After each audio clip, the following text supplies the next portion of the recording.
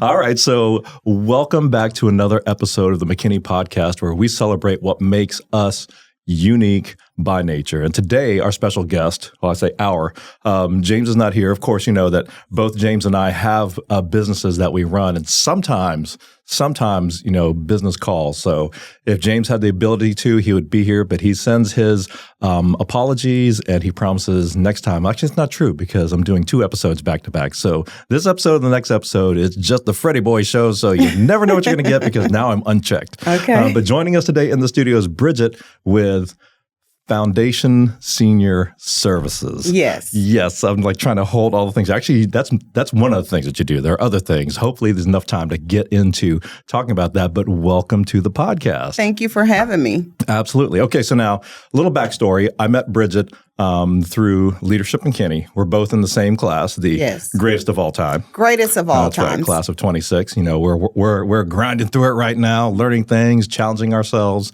and through several of this next season of podcasts, we're actually interviewing people from Leadership McKinney because we believe that, you know, it's a great program to learn more about what our city has, what our city offers, and how we can plug in and integrate and make it just that much better, not only for us, but for the people that come after us. So, Bridget, tell us about yourself. You know, where were you born and how long did it take you to get to Texas? So I was born in Arkansas, and it took me about 28 years of my life to get to Texas. Okay. And what were you doing in Arkansas, aside from growing up, you know, and like I say, I was growing up and messing up, you know, that's you know, basic life. Outside of the, you know, really juicy details, which, you know, only your friends and the people who are there with you know, that stuff. But, you know, so a good, you know, little over a quarter of a century, what were you doing there in Arkansas?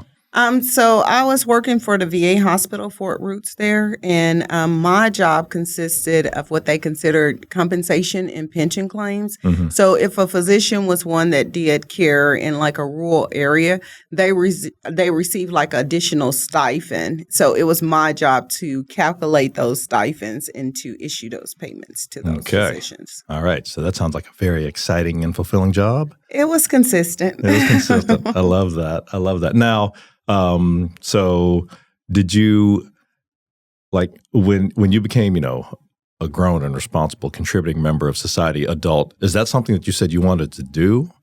Well, no. It was one that I still was helping people. I think I've always been one that had to have mission-driven work. I'm a true Aquarius, so I live in my head 99.9% of the time, but I lead with my heart. So. Okay. I love that. You know, so you'll pick up a cause and you'll run with it. Yes. Okay. So, you know, is that something that just came to you or is that modeled for you by your parents? So my mom was a quadriplegic. She became a quadriplegic when I was 7. Myself and 3 other siblings stayed with my mom and was her primary caregiver. So I think care and just the medical field and service kind of came from that. And also there was a lot of people in my community that helped us along the way. So not only, you know, am I able to give, but I learned from those people that sowed seeds into me and my family. Because I honestly don't know, especially in today's world, you know, you imagine somebody a quadriplegic raising 4 kids, you know, the kids would probably be in the system.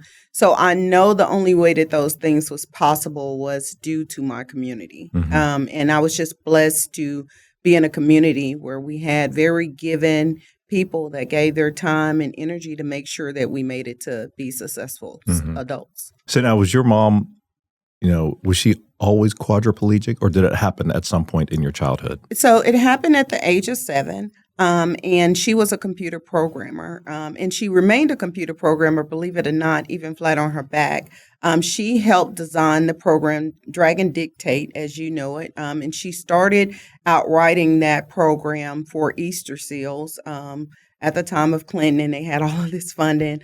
But she continued to not allow her disability to provide for her family. And now that she needed these services, how to lock the door, voice command, these things. So she piloted and helped wrote a lot of those programs. That's insane to think that, you know, Drag and Dictate. I remember that it was 90s. Yeah.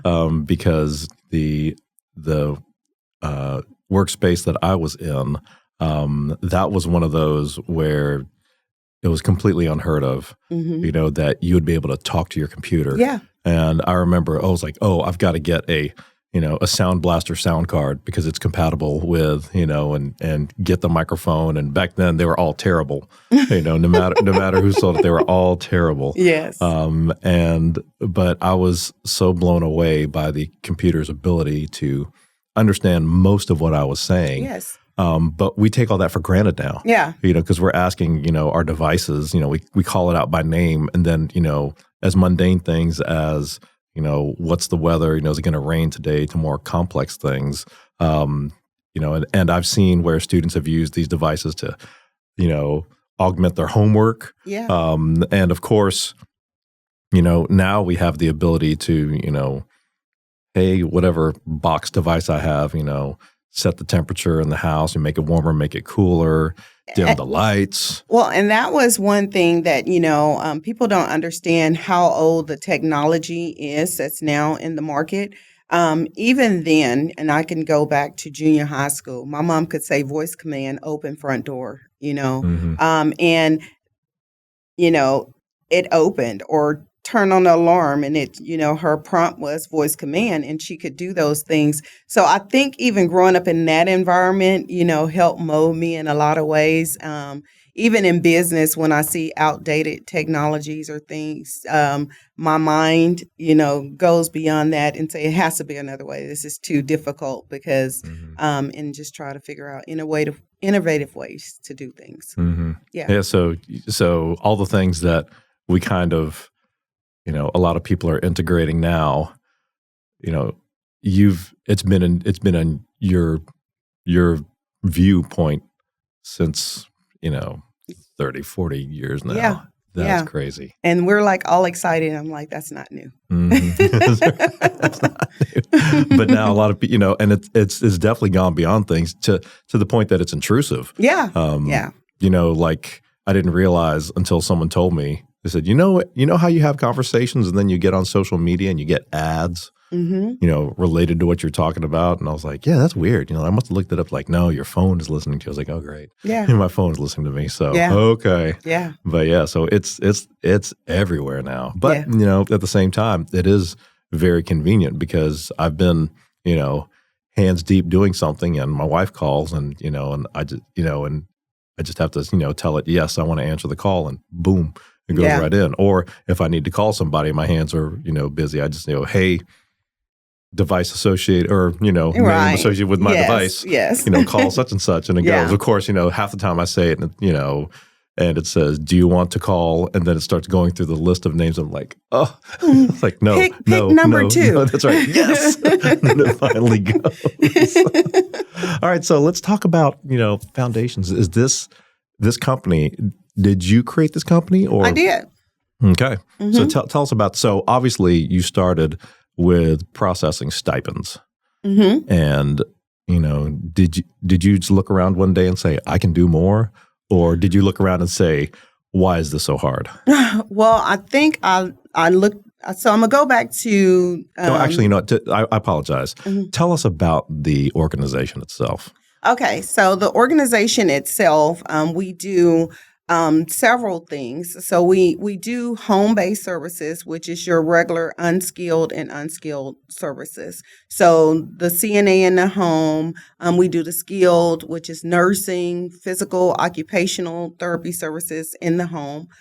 We also have our mental health division. So we do everything from Medicaid management, assessments, psychiatric assessments, medication management on top of that, case management on top of that. So our whole goal is no matter what a person needs, they're able to age and to remain in place.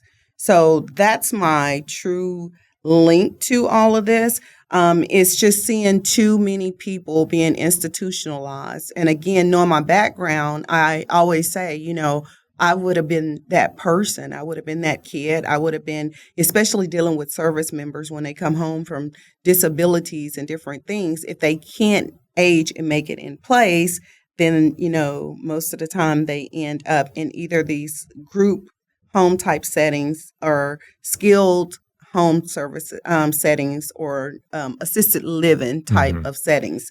And I just don't feel that a person that has fought for our country and did what they need to do should ever be institutionalized. If they have the benefits, then get them what they need to be able to stay at home.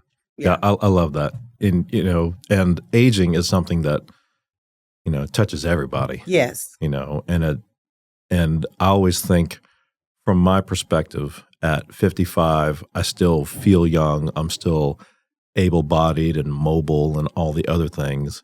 So, but at 55, I look at, the people who are senior, advanced in age to me, and I think if the Lord lets me live long enough, I'm going to be that person. Right. Ideally, I'm still running, jumping, and doing all the things, that I think I can do. Yes. But the reality is that, regardless of who you are and, how disciplined a life you led in terms of exercise and diet, both strange words to me, the body will age and will break down. And at some point there needs to be some sort of assistance. Yes. And so, looking at it with that perspective of one day that will be me.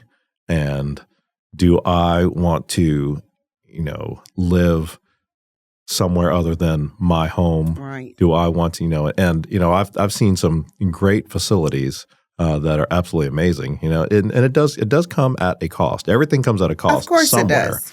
But just knowing that there's an option / opportunity for people to, I'd say, age and live with grace and dignity at home in your own home. Yeah, that's big stuff. And of course, knowing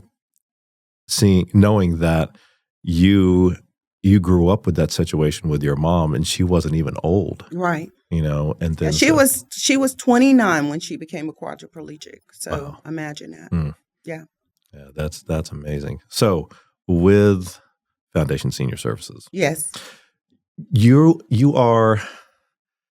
moved from processing stipends to basically being that I want that angel of care. That how did you make that jump?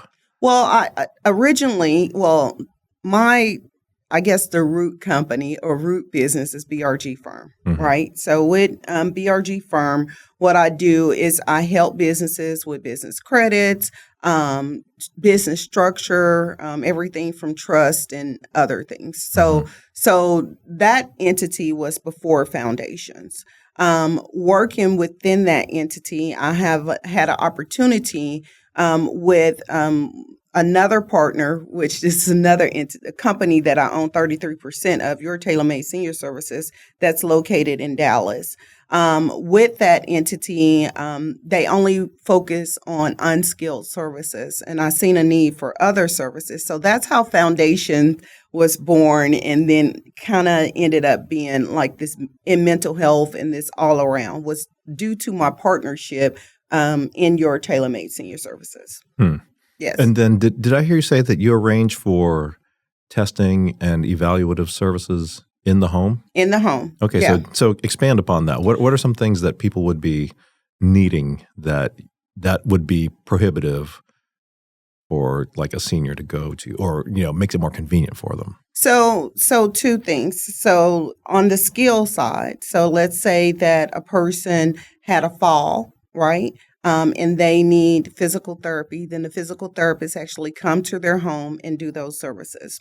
Occupational therapy services, which is any modifications or equipment that they need in order to function. So that could be a handrail in the bathroom, that could be a walker. And when that equipment is installed, that person is whole job, right? Whole function is to make sure they know how to use that thing. So that assessment is done in the home, and then whatever that assessment says on any service, basically that's what starts the care. So if assessment is done to say, well, okay, this person is a fall risk, they need a CNA to be in their house to go grocery shopping for them, clean up, or whatever they need to function in the home.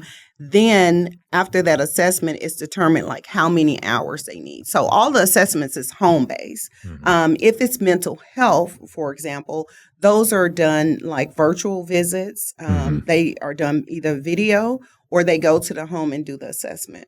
If case management is needed, meaning any additional services, which we just started to partner with Combined Arms on that. So any additional services, even if we don't offer them, now we refer them and make sure that once we identify that a veteran needs something, we can get them connected to the people that can get it. And we can follow our clients through any of those services. Yeah. Oh, how about that? Now, did you serve in the military, or did you have military? I went to a military-based school, and my dad served in the military, and then my partner with Your Tailor Made, she is a veteran. So okay, yeah, excellent. So that's what. Well, and so was it because of your father's service was how you got that job processing the stipends, or yes. Yes, they had a program, which was a youth program, and it was for, low income to, middle class families to help youth to get job training. So I did 2 summers at the VA already. So by the time I was ready to go in the workforce, I knew people there. And so my dad worked there also. So I was able to get in the door probably without, that grading system of points that most people have to go through to get So there. you coattailed on your dad. I coattailed on in there. Yeah, but I think you made good. Yeah. And you definitely have built upon that and, definitely grown to make a difference, and so that's amazing. So it's woman-owned, minority-owned business. Yes. And now would you say that your emphasis is with the military veterans? So we're 80%. 80% of our clients are veterans. But again, anyone that needs our service, we still provide that service. But 80% of our business is veterans. And we're part of VA Community Care, which is a major thing. So what that allows us to do is to be connected directly with the VA in order to service their clients, where most people, don't have that relationship or that contract. And it's such a long drawn-on background process. Most people don't want to do it.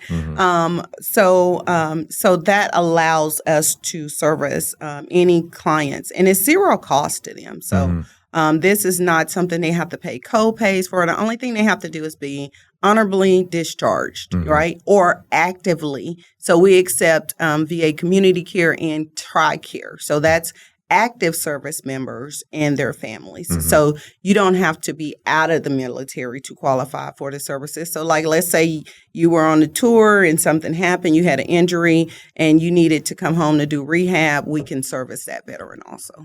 Okay. Yeah. All right. That's good to know. So, I hear about how difficult it is to get services and care at the VA hospital. Would you agree with that sentiment? Well, I would agree with that sentiment probably prior COVID. We have had a lot of overhauls of the VA system.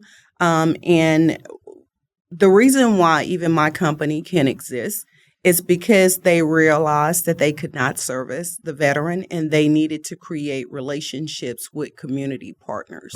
The VA system itself, I feel, always had the system in place. It was just overloaded. So let's say you went to the doctor, for example, for an ailment, and you needed to go to a specialist, let's say, I don't know, an oncologist, and then you could only see the VA oncologist, right? So imagine how many other people need to get in there. So that wait to get there may be 3, 4, 5 months to get to that appointment from that referral. So what they did with the VA Community Care is they allowed certain providers that they're saying, okay, where our system is overstressed here, so then we will use the community providers, healthcare providers, or, for transportation, whatever those contracting areas are, and we will contract with them. And then therefore it's not all overcrowding our system and then we don't have this long wait period. So a lot of veterans, when you talk to them, that's their frustration. Well, I went to the doctor. I couldn't get the follow-up. And then with the community care, it allows them not to have those co-pays. So when I say zero cost out of pocket, it's like, okay, I can get someone to come in my home, help me cook, clean, run errands, and it costs me absolutely nothing. And I said, nothing, not a dime. If you're medically qualified for these services or you need the assistance, it's as simple as going to the doctor, getting a referral for the services, and then we're in the home in 3 to 4 days. So that's how quick the turnaround is now. It used to didn't look anything like that. No, that's yeah. You know, I've heard horror stories, but you know, I hear a lot of stories, so I don't know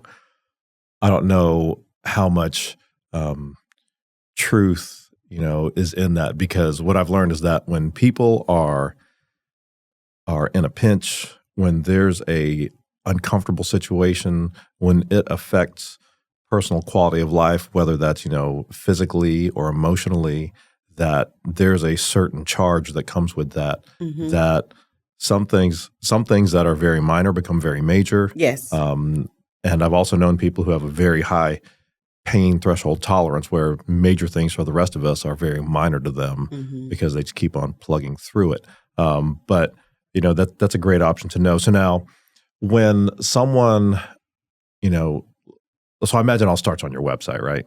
Yes. That's where they go to fill things out. Well, they can go on website. They can call us. We have all social media platforms. We do seminars. So we go out and, like, let's say in any community, we meet with churches that have veteran populations or elders or senior centers, and we just go talk to them. Like, what do you need? And then we see if it's a way that we can help. And if we can't help, now we have other referral sources that we can send them, but we can gather their information now and put them into other systems to say, well, okay, no, we don't offer, you know, money for utility bills or any of those things. But now we have partnerships that we can give them their information and they can still get their bills paid if that's what's needed. So we try to be a resource, right, and give them that foundation that they can stand on. So whatever we identify as an issue, then we're addressing that issue. We're just not like, oh, we don't do that. You know, like, no, we have social workers that I employ, and that's their whole job, is to make sure that every referral, everything that veteran have identified is addressed. And because we're part of, and that is measured through the VA community care program. So we get to measure our metrics. And right now we're at 99% on how we make sure that a veteran need is made, or we find out what they need and do those referrals to make sure that those services are rendered. Again, they don't have to be services we render, but through our community partnerships, we can refer them. And then in order for us to refer them, because we hold the government contract, you have to see my clients within 48 hours, or they have to have an appointment, or you get off of my list. Like, you're not going to sit on them. If we send the referral and you want our business, then you're going to take care of my veterans. That's it. That's all. Love that. Yeah. Love that. So you had mentioned you've partnered with Combined Arms. Yes. And Gus Kobarkas and all Yes. of them. Yeah. So, you know, I've known Gus for several years, and when, you know, with his former organization, Hope for the Warriors, you know, I thought that he was home, but then when he told me about Combined Arms, you know, I was like, man, this is like Hope for the Warriors on steroids. Yes. But so when you go to Combined Arms, they talk about offering these services and things. And so specifically when it comes to navigating healthcare and all those other things, that's where you come in. Yes. So we do the service, but remember, we have access to a lot of veterans. And we're at the point now that on our intake process, we just want to identify, do you need those services? And then we send a referral directly now. And this is something we just implemented directly to Combined Arms. So if somebody's talking in general, which is something that I'm training my staff on, and they were like, oh, you're in a therapy session, and they say, I'm really having a hard time paying my bills. Well, I don't want you charting that I want that person now to be put into the system so that someone is addressing that problem. That's what keep the veteran aging in place and stable is when those needs are being addressed. So that's what our partnership look like, is us being able to refer over to them. And then, of course, knowing that if I send them over to Gus and they need these other services, no doubt he's going to take care of them. And I think their intake process is like 48 hours too. It's either 48 or 72 hours that every lead that comes over, they have made like direct contact with them. So that gives me the, security of knowing that, hey, I'm giving you the good people. And now these people that master this, right, they're going to take it from here, and we'll keep mastering and taking care of what we need over here. But these other things is making them a whole, just putting them back together again, because, when people need services, in a sense, they're already broken. Yes. I don't care if that's a fall, let's say that it's grief, like they just lost someone. You always say these ones that's been married 40, 50 years, and then there is a death, and now they're in, like, they don't know what to do, especially when it comes to the military wives, for example, because some of them never paid bills before.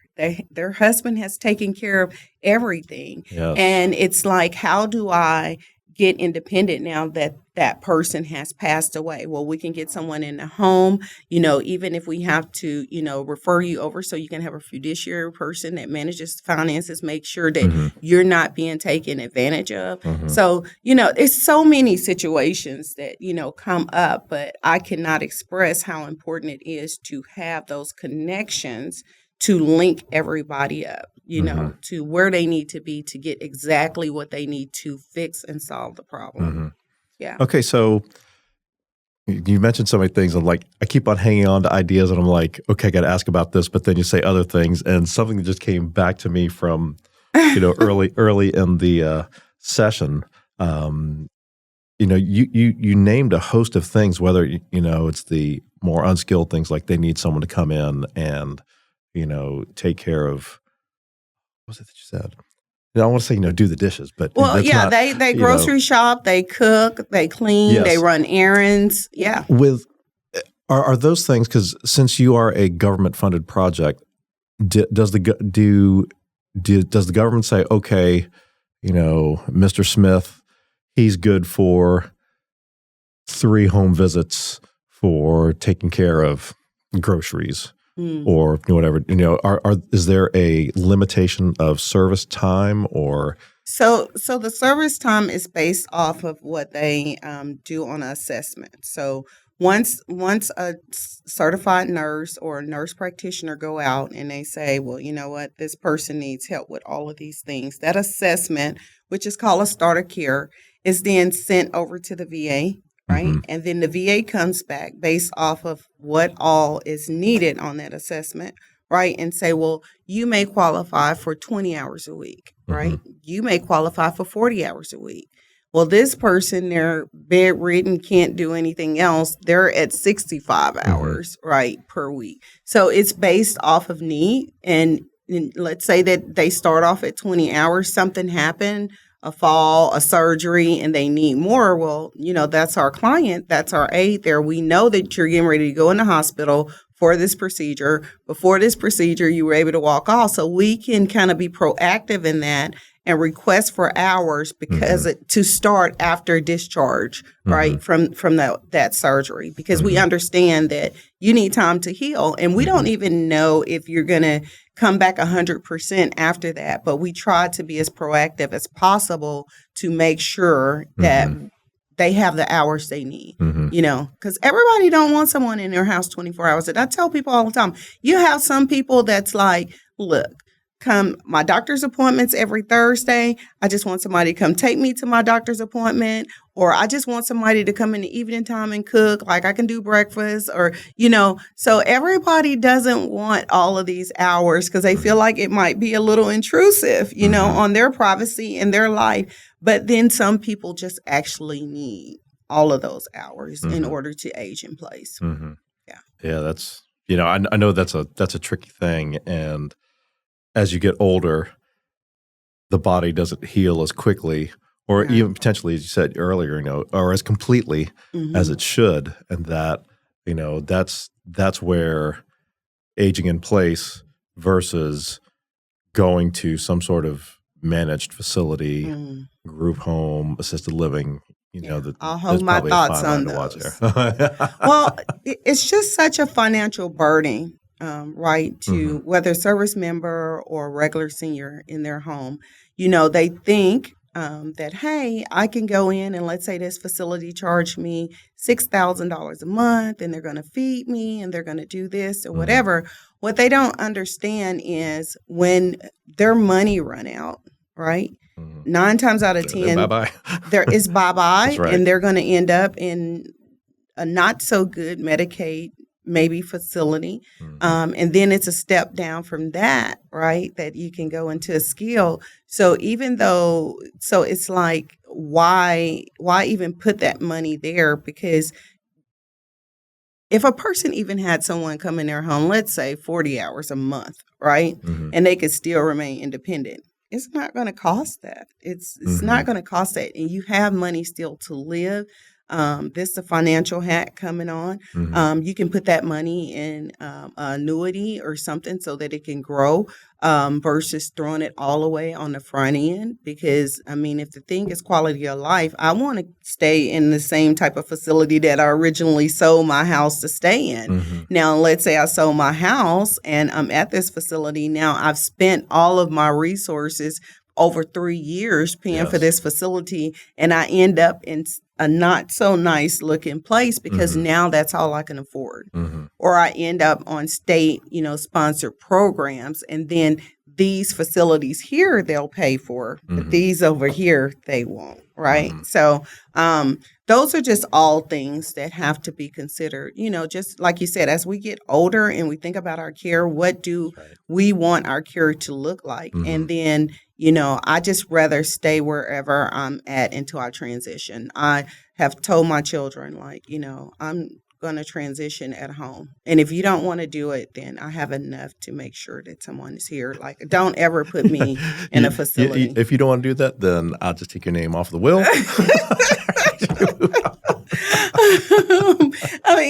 Because I think being in this industry for so long, I've seen a lot, right? And I cannot even express, the financial kind of card trick that goes on when they're explaining things about the finances that's really deceptive. And it's not sustainable. So on the surface, it looks good, but unless they have someone like BRG helping them make wise financial decisions and investments. Yeah, just putting money where it needs to be right now. And we didn't talk any on the ranch, but everybody said, well, how did you do the ranch? Well, I believe in everyone living below their means. Yes, right. That's a foreign concept. Yeah, live below their means to acquire what you want to acquire. I don't personally feel that unless it's something really, really major in life, after we get past 50, we should start over in any long-term debt. If it's not something we can cash out. But how do I get there? Well, maybe I just stay here in my subdivision for another 3 years, take all of this other money, put it over here and grow. And then I just go buy this land cash, so I can have it, then sell my house and build over here, even if I need to stay in an apartment for 6 months while that's done. But I'm not going into this next phase with the debt that I came into in my 20s, right? In my 20s, I'm like, yeah, I'm going to spend that. I'm going to stay over there. I want these things. And I knew that I had years to figure it out. Well, who wants to carry that, psychological burden or that level of density into that second phase of life? Like, I just don't I try to tell recommend. people any phase of life. I remember being younger and it was like, I remember the car that I had, and then, I got a little bit of a newer car. It was paid off, and then I got, drawn onto the car lot, and now I'm buying a new car. And then, there were several years where it's about every 2 to 3 years, like I'm trading in for a new car. Mm-hmm. And, at one point I looked around, I was like, man, it's like, why did I get rid of that car? If I would have kept that car, I'd have been out of a car payment at this point. And then I started to realize that I love a new car, but unless you don't drive your new car becomes old. Old, yeah. And all of a sudden, I'm giving in to listening to, all the, don't live the dissatisfied life with that ride because this one has air conditioning. Well, my other car had air conditioning. This one has 4 tires. Mine has 4 tires. It was like, why do I go through this? But yes, putting yourself. So what would you say to somebody? Let's say someone who is in their, we talked about this earlier, someone who's in their 30s, they're at the prime of life. Yes. And they're like, Bridget Gray, foundation, what? I don't need her. I don't need that. What would you say to somebody, when they are in that, near invincible point of life? What's your recommendation? Because ultimately, I'm not saying that I don't want people to have to come to you. Right. But ultimately people will. But how can they, because even then, you said, VA hospital as an example, 3, 4, 5, 6 months, with Foundation Senior Services, a couple of days. Right. But even then, a couple of days, because I don't like to be inconvenienced. I don't like discomfort. I don't like to be unable. Right. So what would you say to somebody that's in the prime of their life, how to best, avoid seeing you, or how to make it easiest to because, ultimately you said, veterans that they're not on the hook for a dime. Right. But there are still people out there that are going to need some services later. So what do you recommend? That's a lot, because I think it's more so we have the financial side, but then I also think it is the health side of how we live. Which is one reason why I have the ranch, is how we eat, what we put in our body, what mutates in our body.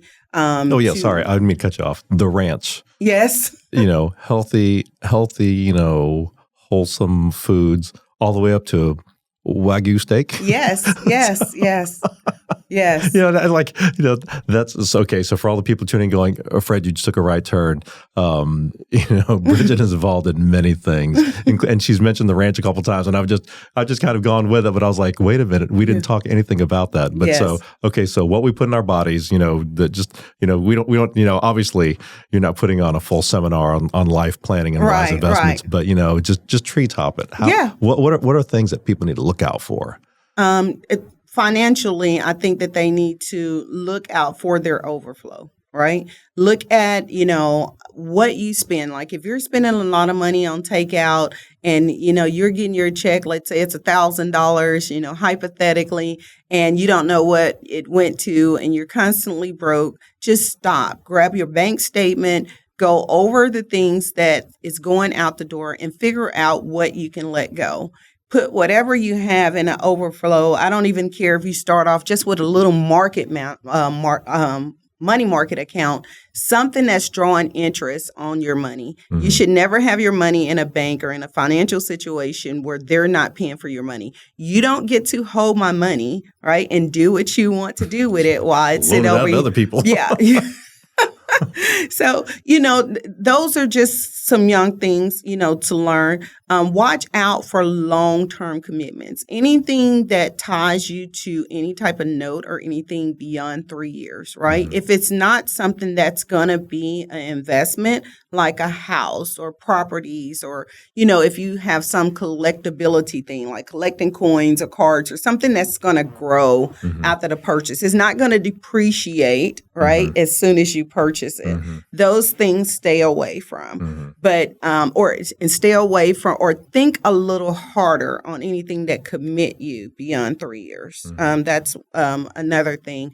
And then just, again, whatever extra you have, figure out where you want that money to grow and find you. I don't care if it's a great, credit union or someone that's going to give you interest on your money, right? If, you can even do, it's things that you can do in reference to, I was going to say, the market, but my daughter always had to tell me, everybody don't know how to trade. That's just something.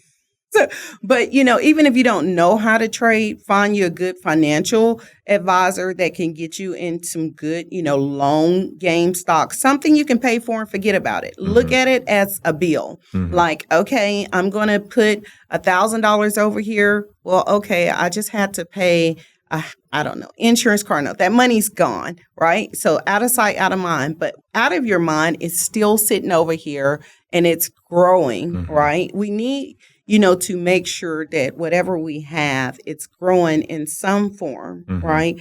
Because let's just be honest, the revenue coming in, even if it sits here, it's still just what came in. It's, mm-hmm. And depending on how much, overhead you have, it's still never going to grow to anything substantial. Mm-hmm. So look at joint ventures, some of the joint venture projects, you can always find people, getting together like, crowdfunding for, development. So, hey, you don't have millions of dollars to go out here and develop this community or this apartment. But what you could do on the back end, buy stock, right, mm-hmm. in those companies that's doing those development things. And I can buy it $50 a share or $100 a share. So you have to just dig into those opportunities to make sure that whatever's in your hand is multiplying, mm-hmm. Mm-hmm. So. Yeah, no. And, I realize that's so tangential to where we started. But at the same time, when, bringing it back to Foundation Senior Services, that, ultimately, we said, we all agree that how I move, how I operate, how I recover at 30, 40, and 50 is going to be different from 60, 70, and 80. Yes. And getting yourself in the best position, financially, personal health-wise, personal mental state, just means that when the time comes for you to need services, that you're just in a better position. And you control what you want your latter years to look like, mm-hmm. right? Sadly, when things are not in place, you lose a lot of choices, mm-hmm. right? And so it has been proven that when those choices are forced up on our seniors or people with disabilities, their longevity decreased by about 62% because it breaks the spirit. Mm-hmm. So anything that you can do to make sure that you remain in control and that looks the way that you want it to look, mm-hmm. Yep. Okay, so let's say that somebody realizes that they're going to have a major surgery. They're 70 years old, mm-hmm. and I'm just throwing all the details out here. So you have a honorably discharged military vet who knows they've got a major surgery coming up. Can they contact you ahead of time? Like, I'm going in next month to have both hips replaced, and I'm going to be immobilized. So you can go through the process and have everything in place so at the very moment that they're discharged from the hospital, they're already in your care. Yes. And another thing, by being a government contractor, we have direct access to their system, HSRM. So once that veteran, we have their information and intake, we can look at their medical records. So we can know, okay, if that surgery, what are they doing at that surgery? Are you going to do anything else? We can get your durable medical equipment. If you're going to need a walker for a while or a wheelchair a while, or you need to get a temporary hospital bed in just because it's going to be hard raising up and down for a moment, we can get all of that stuff ordered even before it happened. So it's post and pre, surgery mm-hmm.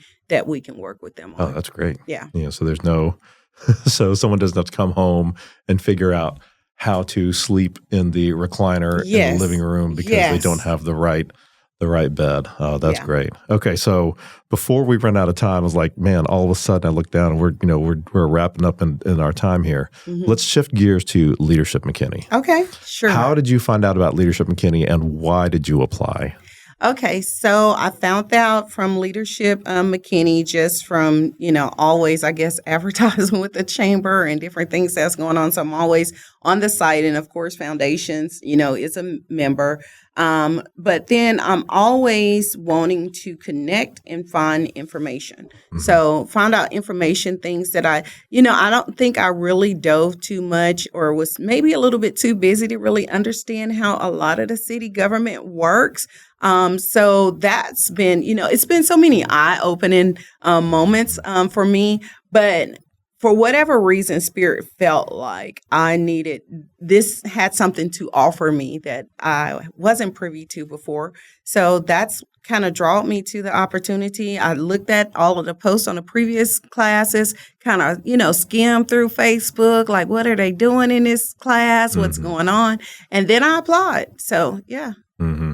Yeah. As your classmate in there, similar story. We moved to McKinney in December of 2010, and it's a new place. And before we moved, we're talking to people that are let's say more advanced in years. They got a little more gray hair on. Yeah. And we were like, we're moving here because this is what we want to do. What are some steps that we can do to put us on the path towards success? I was looking for more like instant oatmeal success, add a little hot water and boom, about a minute later, it's good to go. Happen. That's right. I should have listened better to the people that I was talking to, because no one ever painted a picture of, you're going to move in, you're going to, set up all you're going to unpack your boxes, and then the next day you're going to be just cruising. No one ever said that. I don't know why. No one told me it's going to be hard. You're going to have to work. You're going to realize who your true friends are. You're going to question yourself. You're going to doubt all the. No one ever said that. So we came here, and it was just roll up the sleeves. And tighten the belt. The more tighten the belt than roll up the sleeves, because money was fleeting, and it's like, boy, it's going to be tough to eat around here. So we just put in work, and I'm thankful that it was recommended join the Chamber of Commerce. So we did. And and we showed up, and I'm like, who are these people? They they do everything, and my first thought was, I can't do business in the Chamber of Commerce because, there's 10 realtors here. I can't buy 10 homes. There's 10 bankers. I can't have 10 bank accounts. And I was looking at it all wrong. But at the same time, a lot of these people were hiring me for, photography of some nature and some video work. Yes. And, I got to know these people, and I was like, man, that's amazing. And one common theme that I heard from some of the most active people, some of the most community-minded, generous people that I met, that they all had some sort of tie to leadership McKinney. And I was like, I don't need, what is that? What is that? Yeah. Do I go there, learn how to be a leader? Yeah, best class ever. And you're like, what is that? Yeah, what makes that best? And what's funny is that I was contracted to photograph the graduation of, I can't remember which leadership McKinney it was, but Harvey Hawaka, who our last session, he was there, and, he graduated in that class. And I just remember that moving around the room, I knew some of the faces and some of the names, but it seemed like people just gravitated to him. And he was just such a light of encouragement, and I could see he was inspiring to people. And I was like, I have no idea who this guy is. But over the next, let's see, I don't know, I want to say maybe that was 2014, somewhere in there. Over the next, decade, I see him everywhere. I still don't know what he does. Half the time I have to stop and, how do I pronounce his last name? But he is in the community, and he is doing things. And then I notice, there are other people, and, whether they just say it, best class ever, or just through conversation, where someone will say, oh yeah, I was in leadership McKinney. Like, what class were you? And I was like, so I started to see this theme. And I was like, there is something here. And so, all of a sudden, I find myself applying, and, here we are. I thought, because I knew a lot of the people, that I was like, this is going to be, relatively easy for me. Now, the only thing easy for me is that lots of these people who come into the room to present and work with us, I know them by name. And we know each other. But aside from that, I'm still challenged. I'm still challenged, and all the things that you said, learning, how does our city work? What makes our city so great? And so on that note, what would you say is for someone who has no idea about McKinney, what would you say is a must see or must do for McKinney? Must see, must do. To stroll downtown, Old McKinney, and just be, right? Because even though my business is in McKinney, I lived in Princeton before I bought the ranch. And so those were my days. Like, I enjoyed that more than anything. Just pedaling around, just going into shops, no plan, no agenda, and just being. I remember when I would have family come from Arkansas, they was like, oh, and that little place that you went to eat at, or that, they just enjoy the simplicity. And I'm one of those people that I tend to gravitate around, I don't know if you would say just regular common people. Unless I'm in a business setting, like my day-to-day is just like, I just like to be. So I think that anybody just part of McKinney, it's like, just get to the heart of it. Get to, the people and talk to the people. And that's where, to me, the amazement happened, because you just see true community in those settings. Yeah, absolutely. Once again, 100% agree. There was one, because I have a photo studio downtown McKinney now. And there was one day that I was going to be there all day, but I had a break for lunch. And so, I was like, in my mind, nothing against, Chick-fil-A, Whataburger, all those things like that. That's great. But, those aren't really located around the square. And, I came out on the street and I looked at my car and I thought, man, you know what? I'm just going to walk. I'm just going to walk over there. And was it breakfast or lunch? Anyway, I got my meal. And I still had time. So I was walking back and I was like, you know what? I said, I'm just going to stop and enjoy, these benches that they just installed around the impact. And I sat there. It was a little bit of a warm day, but I was in the shade, little breeze going. And, all of a sudden, of course there's traffic because the cars are coming through. And if you haven't been down there, it's not like, Raceway or anything. Right. But as I was sitting there, and then I could, all of a sudden the sound of the wind through the trees, the birds, people walking by, just like, whatever conversation they're having and just enjoying life. And I was like, man, like if we could just slow the world down for a minute and just take it in and just be, I felt so relaxed that I wanted, just lay down on the bench and take a nap. And I thought, that probably didn't look too professional of me. Not to mention I was on a limited timetable. But yes, downtown McKinney, I 100% agree. All right, so now let's get to the good stuff. Okay.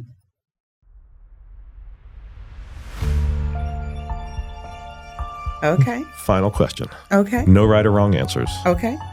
Who would win in a fight between a giant polar bear and a great white shark?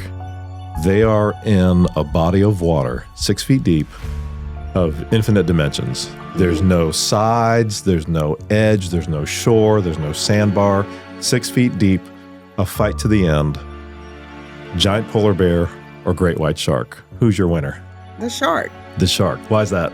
Because it's his domain. It's his domain. Yeah. Okay. He's master water, so you really can't beat a person in their element. All right. Well, there you have it. And so, James, when you tune in, you heard, Bridget said, Team Shark. Team Shark. So, all right. So, is there anything that that we didn't touch upon, anything about Bridget that we need to know? Or, is there any parting shot that you want to give in terms of, Foundation Senior Services? Just that if you know a veteran that's in need of services or you have issues, one thing I didn't talk about is with their benefits. If they're having issues getting their benefits through the VA, we do have social working teams to help with that. If they need help getting on VA community care, don't worry, we have someone to help them with that. But if you just know a veteran that is in need, just send them our way. Let us come out. Cost you nothing for us to come out, talk to you, see what we can do to help. All right. Well, there you have it, ladies and gentlemen. Thank you so much for tuning in to this episode of the podcast. We will have all contact information and details in the show notes, and we will see you in the next one.